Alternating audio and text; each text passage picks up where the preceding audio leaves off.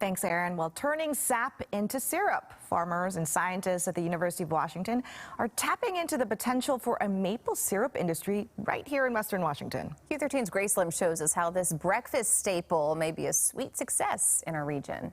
The big leaf maple tree was long considered a weed and only used for firewood.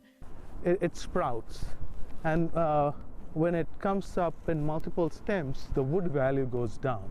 But what they lack in wood value, they make up with their valuable sap. And scientists at the University of Washington are tapping into the potential for a maple syrup industry on the West Coast. I think I'm pretty confident we can have a commercially viable maple syrup. How big it is, that's a question we are trying to answer.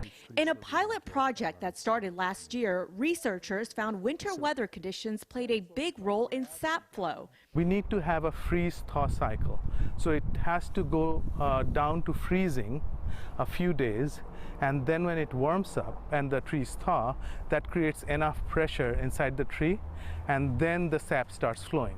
This bottle of maple syrup was produced in one of University of Washington's experimental forests located in Eatonville.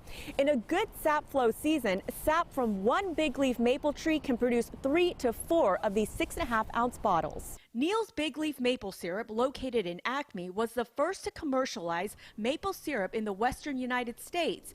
Retail price for a gallon, $500. Have 100 years plus where you don't have to cut it down, and every single year it can return an investment with very minimal impact on the planet. So that is where a lot of the excitement's coming from. Big leaf maples are abundant in areas bordering streams known as riparian zones, and researchers are excited the native trees can not only play an environmental role, but also an economic one too. We are not changing the ecosystem in any way. We are just going and trying to enjoy our existing ecosystem, and in the process it can be a commercially viable thing or just a thing grandparents do with their grandson and grandkids.